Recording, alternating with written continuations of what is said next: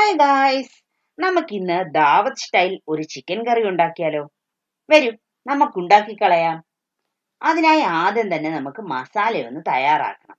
അതിനായി ഒരു പാൻ എടുത്ത് അതിലേക്ക് 1/4 കൊപ്ര, 1 ടേബിൾ സ്പൂൺ പെരിഞ്ജീരകം, 1/2 ടീസ്പൂൺ കുരുമുളക്, 2 ഇഞ്ച് വലിപ്പത്തിൽ പട്ട, 4 ഏലക്ക, 6 ഗ്രാമ്പു, 5 കശുവണ്ടി എന്നിവ നന്നായി മൂപ്പിച്ചെടുക്കാം. ഇതെല്ലാം മൂത്ത ശേഷം മാറ്റിവെക്കാം. ഇനി അതേ പാത്രത്തിൽ 1 ടേബിൾ സ്പൂൺ കശകശ, ഇംഗ്ലീഷിൽ പോപ്പി സീഡ്സ് എന്ന് പറയും, ഇത് കൂടിയിട്ട് മൂപ്പിച്ചു കൊടുക്കാം. മൂത്ത ശേഷം ഇതെല്ലാം നല്ലപോലെ അരച്ചെടുക്കണം. വെള്ളം ഒഴിച്ചോ ഒഴിക്കാതെയോ അരച്ചെടുക്കാം. നിങ്ങളുടെ ടേസ്റ്റിനനുസരിച്ച് സ്പൈസസ് കൂട്ടിയിടാം കേട്ടോ. നല്ലപോലെ അരച്ച ശേഷം ഒരു ചട്ടി എടുത്ത് അടുപ്പത്ത് വെച്ച് അതിലേക്ക് 2 ടേബിൾ സ്പൂൺ എണ്ണയൊഴിച്ച് ചൂടാക്കാം.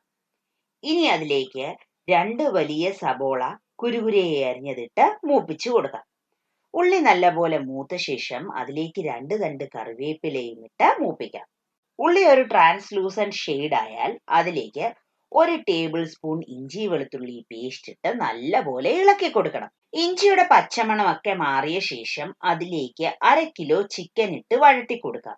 ഈ കറി ചപ്പാത്തിക്കും പാലപ്പത്തിനും വെള്ളയപ്പത്തിനും പറോട്ടയ്ക്കും നെയ്ച്ചോറിനും എന്തിനേറെ പറയുന്നു, നമ്മളുടെ ചോറിന് പോലും നല്ല ബെസ്റ്റ് കോമ്പിനേഷൻ ആണ്. ചിക്കൻ നല്ലപോലെ വഴണ്ട ശേഷം 1/4 ടീസ്പൂൺ മഞ്ഞൾപ്പൊടിയും 1/2 ടീസ്പൂൺ മുളക് പൊടിയും നേരത്തെ അരച്ചു വെച്ചിരിക്കുന്ന മസാലയും ഉപ്പും ചേർത്ത് ഇളക്കി ആവശ്യത്തിനനുസരിച്ച് വെള്ളവും ഒഴിച്ച് നല്ലപോലെ ഇളക്കി അടച്ചു വെച്ച് വേവിച്ചു കൊടുക്കാം. ചിക്കൻ നല്ലപോലെ വെന്ത ശേഷം അതിലേക്ക് മല്ലിയില കൂടി ഇട്ട് ഗാർണിഷ് ചെയ്യാം. ദാ കിടുക്കാച്ചി ദാവത്ത് സ്റ്റൈൽ ചിക്കൻ കറി റെഡിയായി.